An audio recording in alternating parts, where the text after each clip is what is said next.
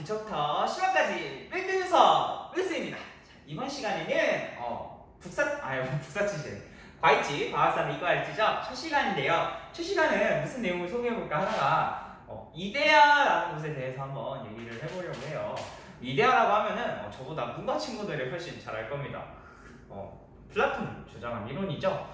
하지만 물론 이데아 그 과학과 사회 역사 이과 문과는 때려야 뗄 수 없는 사이예요. 그래서 내가 이과더라도 그런 거 이데아 그런 걸 이해해야 뭔가 어떤 거를 잘 이해하게 되는 계기가 될 수 있어. 그래서 이과도 이데아를 알아야 됩니다. 그리고 배워두면 도투줄 빼고는 다 쓸모 있다는 말이 있듯이 배워두시면은 영어나 국어 그런 것을 공부할 때 지문에 그런 내용이 나오면 배경지식이 탑재되어 있으니까 이해가 되지 않을까. 우리가 이데아를 한번 탐구를 한번 해보도록 하겠습니다. 자, 그래서 가보도록 할게요. 잠깐만. 자, 슈퍼님 말할 때까지 좀만 기다려주세요. 자, 우리가 자, 한번 얘기를 해보도록 할게. 자, 우리가 과학 발전, 과학 발전에 대해서 한번 알아보는 거잖아요. 과학사는. 그러면 언제 시작을 했을까라고 생각을 해보시면은 그곳으로 가는 게 맞는 것 같아요. 여러분들 많이 아시는 곳이야. 제우스도 있고 헤라도 있고 여러분들 만화책 1권부터 20권짜리로 많이 보지 않았나요? 네, 바로 고대 그리스로 가시는 게 괜찮아. 이 고대 그리스에서는 철학이 굉장히 잘 발달했었잖아요. 그래서 계속 토로나 아테네에서 계속 폴리스 걸어오는 곳에서 계속 토론을 하면서 굉장히 지적인 성장을 이뤄냈잖아요. 그래서 고대 그리스에서 발전을 했는데 우리가 이 당시에는 과학이라는 용어를 잘 안 쓰고 이러한 용어를 많이 썼어. 들어보셨을 거예요. 바로 자연 철학이라는 것이죠. 그래서 실제로 그 뉴턴의 저서 이름도 뭐라고 되어 있나요? 자연 철학의 수학적 원리, 줄여서 일명 프린키피아라고 많이 얘기하는 거 아닙니까? 그래서 자연 철학인데, 그러니까 자연의 본질에 대해서 탐구했던 학문이었던 거야. 우리가 그 철학이라는 건 내가 왜 사는가 이런 거에 대한 고민이다. 그렇죠? 자연은 어떻게 이루어져 있는가? 자연의 본질은 무엇인가? 이런 것에 대한 고민을 했다는 거지. 그래서 이 자연 철학의 발전에 있어서 우리가 그리스에서 이제 꼽아보자면은 플라톤이라는 사람을 얘기할 수 있겠어요. 플라톤은 철학에서도 거의 서양 철학의 쌍무같이 아니니까 거의 그 근대로 넘어올 때까지 계속 지대한 영향을 미친 사람 중 한 명이잖아요. 근데 이 자연 철학이라는 게 내가 화학 원고에서 말했는데 자연 철학이라는 거는 내가 정량적인 것도 있지만 정성적인 것도 있잖아. 근데 우리가 옛날에는 정량이라는 행위를 잘 하지 않았어. 그러니까 옛날에는 자연 철학이잖아. 뭔가 계산을 한다는 행위보다는 내가 자연의 본래 성질을 탐구하려고 했단 말이야. 그래서 정량이라는 거는 잘 시행되지 않고 있었어. 하여튼 그런 건데 이 플라톤이라는 사람은 어떤 생각을 했냐면은 바로 그 유명한 이데아론이라는 걸 생각하게 됩니다.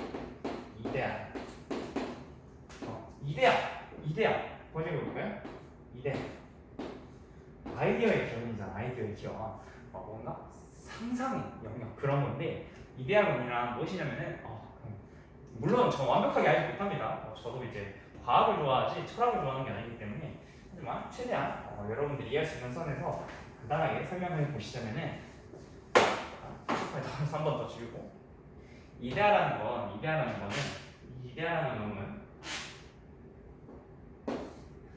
천상의 세계와 이 현실 세계를 현실 세계 이 두 개로 나눠져 있다. 이 천상의 세계는 이데아의 세계죠. 그리고 이 둘은 분리되어 있어. 근데 이 현실 세계라는 놈은 천상의 세계를 모방한 놈이야. 천상의 세계를 본따 만들어진 게 현실 세계야. 이거를 그리스 로마 신화로 이야기하면 신들의 세계. 신들의 세계. 이 신들의 세상이잖아. 그 신들은 우리 인간하고 비슷하게 생겼지. 하지만 인간에게 비슷하게 생긴 게 아니라 인간 신하고 비슷하게 생긴 거야. 이 현실 세계는 천상의 모방이 돼 있는 거고, 그래서 우리는 이런 모방된 세계이기 때문에 절대 이 천상의 세계에 다를 수 없다가 이데아의 세계야. 그래서 이데아거든요. 그래서 천상의 세계는 뭔가 관념적인 우리가 상상으로밖에 할 수 없어. 상상으로밖에 할 수 없어. 가령 내가 정확하게 원을 그린다고 쳐.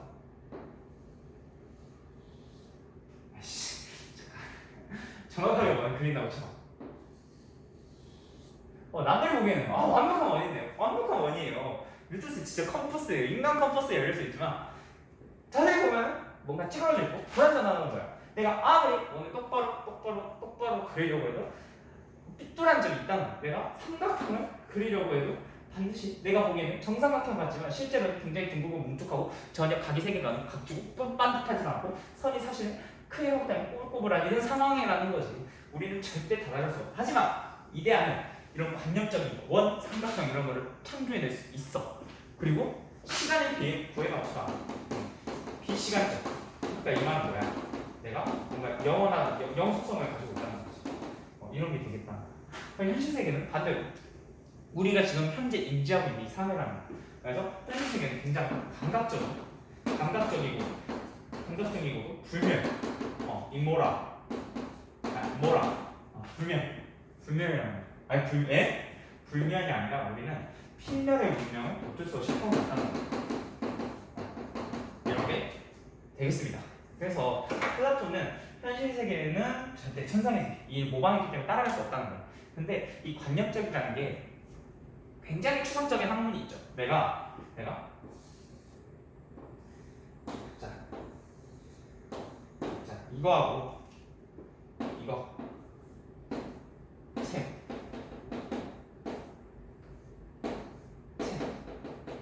이 두 개를 같다고 할 수 있나요? 사과하고 책은 다른 거 아니야? 사과입니다. 사과하고 책은 다르잖아. 전혀 다르고 성질이 아예 다르잖아. 얘는 먹는 거, 얘는 먹을 수 없고. 물론 뭐 먹는 거를 만들 수도 있지만 책은 우리가 통상적으로 먹을 수 없다고 생각하죠. 하지만 이 두 개는 전혀 다르지만 이 두 개를 같게 할 수 있는 것이 있어요. 미치시나요, 여러분? 이렇게 하면 되잖아. 이게 뭐야? 우리가 이걸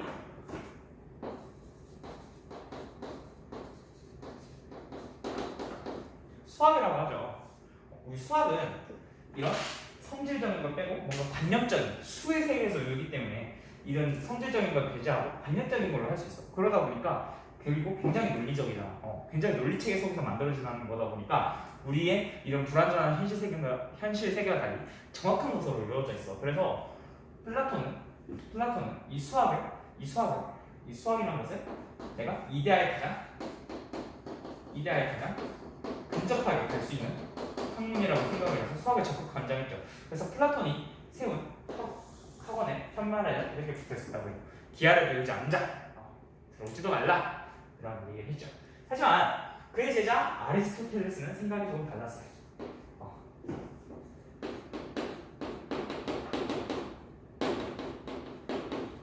그의 제자 아리스토텔레스는 조금 다른 생각을 합니다. 이데아 자체를 부정하지 않았어. 맞아, 이런 세계가 있을 거야. 근데 아리스토텔레스는 주장한 게 내가 현실 세계에서도 관찰과 경험이 쌓이면은 반드시 이데아에 도달할 수 있을 거야 라는 얘기를 했다는 거예요. 차이점 아시겠나요? 절대 신의 세계에 다다를 수 없다. 어찌 보면은 좌절감을 안겨줄 수 있는 이야기인데 아리스토텔레스 이야기는 뭔가 희망을 갖게 해주지 않습니까? 그래서 조금 더 내가 그냥 이거는 안 되는 거야 라고 포기하지 않고 그래 해보자 라는 그러한 적극성, 행위를 보여야 된다고 볼 수 있겠죠. 물론 엄청 간단하게 설명한 거예요. 이데아는 훨씬 복잡합니다. 하지만 이 정도 선에서만 이해해도 괜찮아요. 자, 그래서 근데 이제 내가 과학사를 찢어요, 선생님. 과학사를 찢어야지. 지금 뭐 하고 있는 거예요, 선생님? 과학사 이제 이거를 찢어야지. 자, 과학사로 한번 가봅시다. 우리가 그래서 아리스토텔레스는 어떤 행위를 했냐? 바로 운동을 주장합니다. 운동을 주장해요. 자, 먼저 아리스토텔레스는 운동을 천상계와 지상계로 구별을 합니다. 지상계 운동, 천상계 운동. 그럼 생각을 해보자. 천상계는 이데알 세계지. 그럼 이데알 세계 운동은 뭔가 완전해야겠죠. 완전해야겠지. 그럼 우리가 완전하다는 걸 뭘 생각할 수 있을까? 뭔가 완전하다는 부드럽고 뭔가 자연스럽다 그런 거죠. 우리가 이거를 도형으로 뭘 할 수 있냐? 사실 나도 정확히 잘 모르겠어. 원이라는 것을 완전 무결하게 생각을 했다는 거야. 나의 원은 완전 무결하지 않은 것 같은데. 그래서 우리가 이 천상계는 자연스러운 운동을 하고요. 자연스러운 운동. 왜? 관념의 세계, 완벽한 무결한, 불멸의 세계니까. 그래서 우리가 이 천상계에서는 바로 등속 원음 운동을 한다고 생각을 했어요. 그래서 그 증거가 뭐야? 태양이 동쪽에서 서쪽으로 지고 이렇게 원을 그리면서 나와. 그리고 별들도 이렇게 움직이고. 왜? 이데알 세계에 있는 하늘에 있는 천국에 있는 친구들이니까. 그리고 지상계는 근데 그럼 지상계는 어쩌겠어? 지상계는 당연히 이제 근데 지상계도 자연스러운 운동을 할 수 있고 아니면 강제적인 운동을 할 수 있다고 생각을 했어. 자, 자연스럽다는 거는 이건 이제 상하 운동. 위아래로 움직이는 색깔이 겹치네. 위아래로 움직이는 상하 운동이라던가 강제적 운동. 그냥 흔히 곡선 이렇게 막 움직이는 아니면 이렇게 직선 이런 거를 우리가 지상계 운동. 그래서 이 지상계에서는 절대 원 운동을 할 수가 없다 이런 생각을 했던 거죠. 그랬습니다. 이런 게 계속 유지돼 왔고 그래서 이런 천체관이 형성이 돼 있겠죠. 그래서 여기다가 뭐까지 더해주면은 천동설까지 더해주면 완벽하죠. 천동설. 프톨레마이오스가 주장했잖아요. 이름들이 어려워. 근데 나는 이상하게 이런 외국 사람들 이름을 잘 외우더라고. 그래서 사실 제가 한때 꿈이 역사 교육과였습니다. 이런 이름들을 잘 외워가지고 역사를 잘 하더라고. 근데 지금 와보면은 굉장히 어려운 학문인 것 같아. 지금 하라면 못할 것 같아. 물론 과학도 더럽게 어렵지만 그 다른 의미로 또 어려워요. 그래서 과학이 더 좋은 것 같아 나는 지금. 자, 그래서 이 프톨레마이오스 천동설 이 하늘 어떻게 돼? 지구가 가운데 있고 태양이든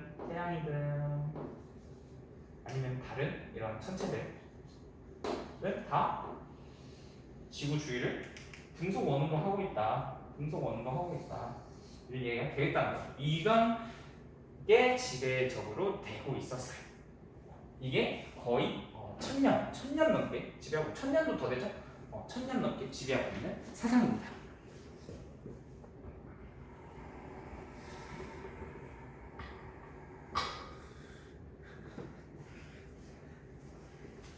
하지만 여러분들 지금 저희는 이제 와서 알고 있죠. 이거는 잘못된 사실이야.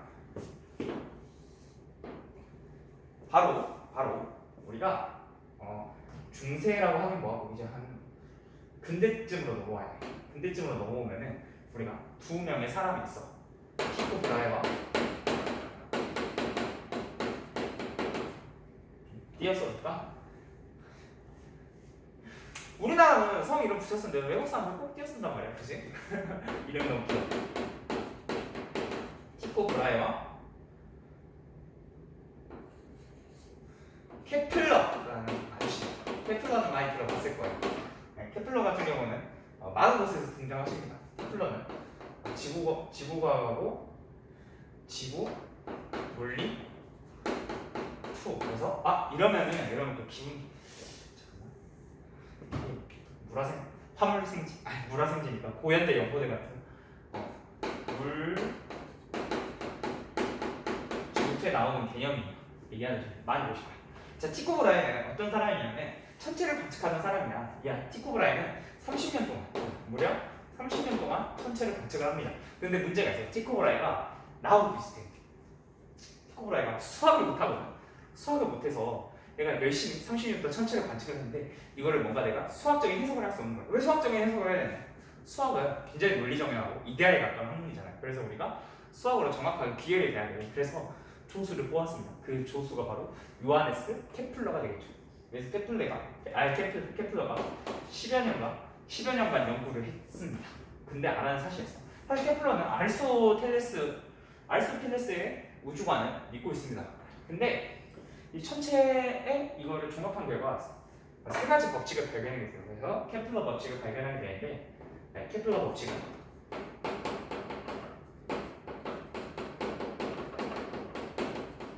여러분 공부하는 거 아니니까 편하게 들으세요. 자, 먼저 타원궤도 이게 아주 엄청난 겁니다. 타원궤도 아니 행성이 중속 원운동해야 되는데 자연속 원운동해야 되는데 그렇지 않았다는 거야. 아무리 하도 타원 궤도로 운동을 했다. 네. 이게 말이 된다. 굉장히 충격적인 거지. 아니 이데아는 완전 무게랑 운동해야 되는데 무슨 일이? 아리스토텔레스가 틀린 거야. 이렇게 똑똑한 천재가 틀렸다는 거야. 이 똑똑한 천재가 틀렸다는 거야. 그 다음에 이제 다른 거 그냥 넘어갈게요. 이제 저희 중요하지 않으니까 바로 면적 속도 일정 법칙입니다. 이런 축속도는 도대체 뭐야? 아는데 이게 여러분들 적분을 모르셔서 이 케플러라는 사람이 거의 적분의 이제 뭔가 창시에 근접했다라고 보시면 돼요. 물론 이 케플러 이전에 아르키메데스라는 유레카 되게 유명한 아저씨가 또 합니다.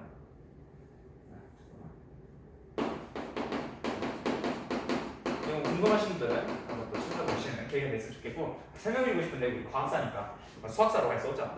자, 연속수 일정 법칙. 자, 그리고 뭔가 그 주기의 제곱이 반지름의 세제곱과 행성궤도 장방형의 세제곱과 대략 우리가 바로 조화의 법칙을 발견하게 됩니다.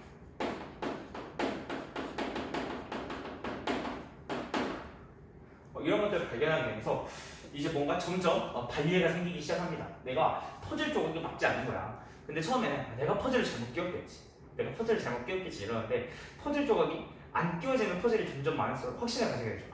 이 끼워진 퍼즐은 잘못됐구나. 우리가 이 퍼즐은 잘못된 퍼즐이었던 거야. 물론 이 당시에는 굉장히 그 현상을 설명을 잘하니까 맞는 이론인데 나중 가서는 이렇게 안 맞는 발견들이 생겨나면 더 이상 효력을 잃을 수밖에 없어요. 그럼에도 불구하고 정말 그런 서양 학문의 거장이기 때문에 쉽게 반증되지 않았어. 근데 여기다 또 한 사람이 더 있거든요. 그 유명한 갈릴레오 있죠. 갈릴레오가 뭘 관측해 버리냐면요. 갈릴레오가 목성의 위성을 봐버려요. 목성의 위성을 봐버리는데 목성의 위성이란 뭐야?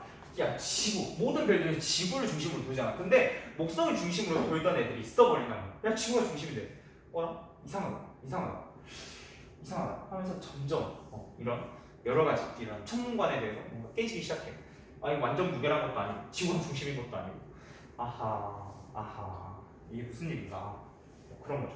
거기다 추가로 이제 갈릴레오가 그 낙하운동 그 피사사탑 올라가서 그 피사사탑 기울어진 거 탑 있죠. 쓰러지고 같은 거에서 공 떨어뜨려봤잖아. 낙하 실험에서 그러니까 갈릴레오가 대단한 점이 뭐냐면은 수리적인 해석을 하신 분이야. 지금 케플러도 어찌 보면은 이런 것들 내가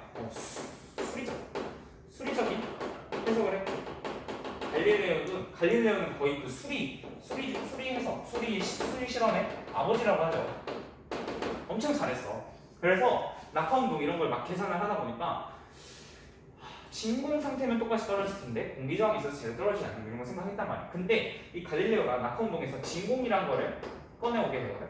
근데 진공이란 거는 부정이 될 수밖에 없었어. 왜냐면 아리스토텔레스 우주관에서 이 천체들은 아무래도 완전 이대한 세상에 있다 보니까 우리가 양반이 천천히 걷다 이렇게 막 빨리 돌지 않잖아. 대충 얘기를 하자면은 이런 속도, 물체 운동 속도는 매질의 밀도에 반비례하거든요. 근데 진공이라는 거는 매질의 밀도가 0이 돼버려. 부피분의 질량이 0이니까. 이 말은 속도는 반비례하니까 0이면은 그럼 속도가 무한대가 되는 거거든. 말이 안 되잖아. 그러니까 이상하다. 근데 아무 문제가 없었어. 아무 문제가 없어. 왜냐면 이 당시에 우주는 에테르라는 걸로 차 있었다 생각을 했거든. 진공이 아니니까 이럴 일이 없는 거야. 근데 이것도 뭔가 문제가 있죠. 지금 하나둘씩 뭔가 있어. 근데 지금 보시면은 이 낙하 운동도 그렇고 이런 면적수 타원 궤도도 그렇고 이 현상에 대해서 지금 뭔가 여러 가지 경험, 관측을 통해서 이론 실험을 통해서 알아냈잖아. 근데 제일 중요한 거 뭐 때문에 무슨 원인 때문에 이런 일이 일어나는 거야. 무슨 이론 때문에 이런 일이 일어나는 거야. 이거를 알려줄 사람이 없는 거야. 그리고 이걸 알아낸 사람 있죠. 갈릴레오가 죽은 그 해에 태어났습니다. 진짜 위대한 과학자를 뽑아 하면은 물론 뭐 아인슈타인도 있고 뭐 패러데이도 있고 맥스웰도 있고 뭐 드브로이도 있고 보어도 있고 많겠지만은 많은 사람들이 이 사람을 뽑지 않을까 싶어요. 바로 뉴턴이죠. 기대의 천사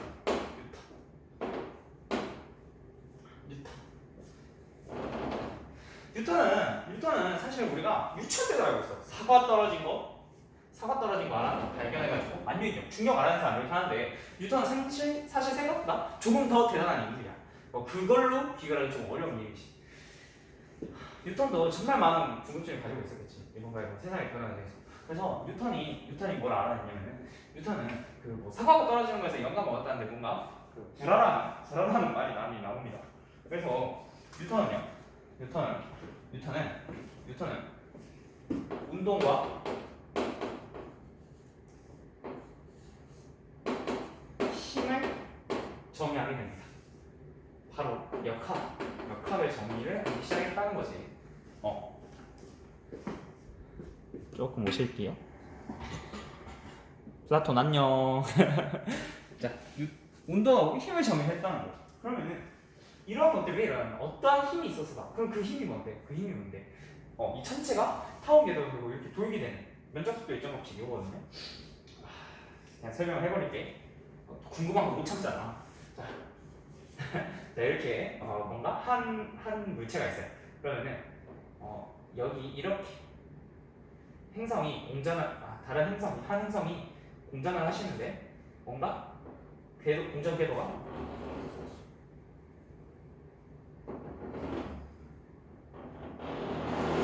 이렇게 된다고 해볼게. 이런 식으로 타원 궤도가 공전을 이렇게 들을 좀 잘한 것 같아. 그러면은 이 행성이 여기 있을 때, 여기 있을 때 어떻게 되냐면은 자 여기서의 속도를 v1이라고 해볼게요. 여기서의 속도를 v2라고 해볼게요. 그러면은 어떻게 되냐면은 여기서는 굉장히 빨리 움직입니다. v1이 v2보다 더 빠르다는 결론에 도달하게 돼요. 이거 왜 그러냐면은 발견하는 이거야. 그래서 어떤 걸 알아내냐면 이 행성이 V1을 한 t초 동안 쓸고 간 면적을 S1이라고 하죠. t초 동안 V1의 속도로 t초 동안 쓸고 간 면적이 바로 S1이라고 하죠. 그 다음에 이 V2의 속도로 t초만큼 쓸고 지나간 면적 이걸 S2라고 하자라고 했을 때 이 S1과 S2는 같다라는 사실을 알아냅니다. 그래서 내가 멀리 있든 가까이 있든 똑같은 시간 동안 똑같은 양만큼 공전을 한다는 거야. 근데 하여튼 이 넓이면 뭔가 봐봐요. 높이가 엄청 길죠. 어떻게겠어? 근데 얘는 높이가 짧잖아. 둘의 넓이가 같으려면 얘는 많이 움직이고 얘는 조금 움직여야겠지. 그래서 가까울수록 빨리 돌고 이 천체에 가까울수록 빨리 돌고 그래서 느리게 돈다라는 사실을 알게 된 거야. 이 이유를 규명할 수 있게 됐다고. 운동하고 힘을 정의하고 있어. 이걸 정의한 게 바로 그 유명한 자연철학의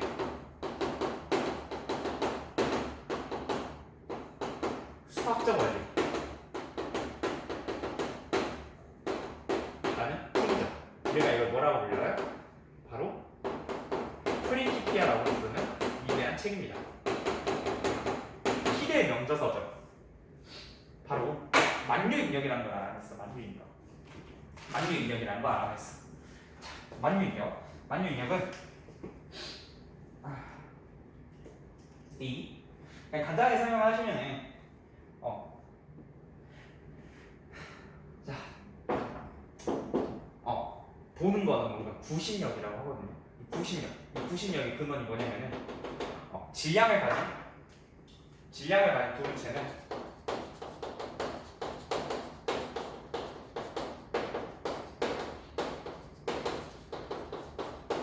서로 잡아당깁니다.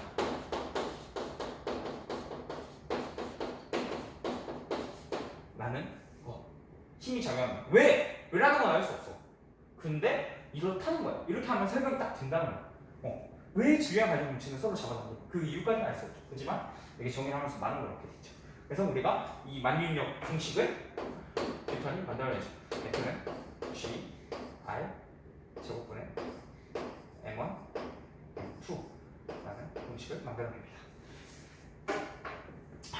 그렇게 되고 이렇게 됨으로써 어떻게 되냐면은 이렇게 되냐. 자, 이 의의가 뭐냐면은 이걸 통해서 반성과 구심력을 통해서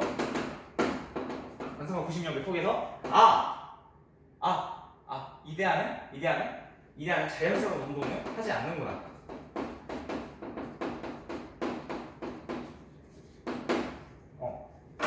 이 말은 무슨 소리야? 지상과 천상의 구분을 없앤 거야.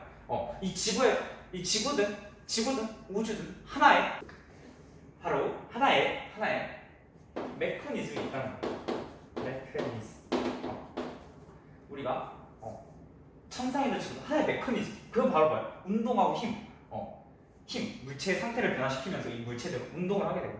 그래서 이 물체 운동 방향과 힘이 어떻게 작용하는지에 따라 직선으로 운동하게 되고 빨라지기도 느려지기도 회전하기도 한다는 거지. 그걸 다 힘으로 설명할 수 있고 그걸 다 그런 운동들을 다 규명을 했다는 거야. 그래서 이게 바로 뉴턴의 위대한 업적이죠. 그래서 그런 변화들, 이 운동을 하고 힘 이런 거를 변화를 설명하려면 필요한 게 바로 미분이야. 세상의 변화를 필요한 거야. 그래서 수학은 우리가 더 이상 학문은 정적인 것만 추구하는 게 아니라 움직이는 공적인 것도 이해할 수 있게 됐고요. 그래서 우리가 이 뉴턴을 통해서 우리가 무슨 우주관을 바로 기계론적 우주관을 나오게 되는 계기가 됐다. 우주도 역시 하나의 메커니즘을 가지고 일련의 메커니즘을 가지고 우리와 그런 비슷한 똑같이 우리 일상 세계, 이 관념의 세계에서 작용하는 것과 이데아 세계에서 작용하는 것 둘 다 하나의 메커니즘을 가지고 있더라라고 하면서 정말 많은 일들이 일어나게 되죠. 뉴턴은 이런 위대한 업적을 젊었을 때 다 해버리고 나이가 들고는 성서 연구를 했다고 합니다. 성서 연구를 했다는데 사실 성서 연구를 그래서 비난하면 뉴턴이 늙어 죽을 때까지 계속 과학을 했다면 얼마나 과학이 발전했을까라고 생각할 수 있는데 뉴턴이 성서 연구를 한 이유가 무엇이냐고 하면은 뉴턴이 성서 연구를 한 이유는 바로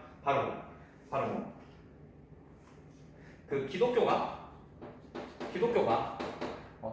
우주에 대한 진실을 다 감춰버렸잖아. 왜? 신성 모독 이런 거 하면서 그거가 정말 맞나? 그런 진실들, 우주의 수학적 구조에 관한 진실들을 알아내므로써 성서의 본래 의미를 복원해내려고 했어요. 성서 연구를 하는 이유는 성서를 복원하려고 한 거예요. 근데 기독교들이 그렇게 하는 게 아닌 그 신이 정말 의도했던 원래 과학적 메커니즘, 이게 취지였다는 거예요. 이렇게 해서 우리가 이데아를 배우고 그 다음에 우리가 어떻게 우리가 이런 이데아에서 벗어나서 이런 과학적 사고, 기계론적 우주관을 가지게 됐는지 크게 천문학적인 역사를 짚어봤습니다. 여기서 아주 프톨레마이오스하고 디나 코페르니쿠스의 지동설을 설명하지 않은 건데 그런 것도 이제 또 나중에 기회가 돼서 또 따로 설명할 기회가 있겠죠. 하여튼 뭔가 뉴턴을 단순히 그냥 사과가 떨어져가지고 뭔가 중용을 안 했다 이런 학자로 생각하지 말고 조금 더 그의 업적을 생각했으면 좋겠어서 이렇게 설명을 했는데 재밌었을지도 모르겠고 이해가 됐을지도 모르겠어요. 전 정말 좋았는데 이게 이렇게 공부를 하고 나면 나중에 여러분들이 공부하실 때 정말 많은 도움이 될 거라 생각하거든요. 그래서 잘 한번 이해해 보시고 이해가 안 되는 점은 얼마든지 질문하셔도 괜찮고요.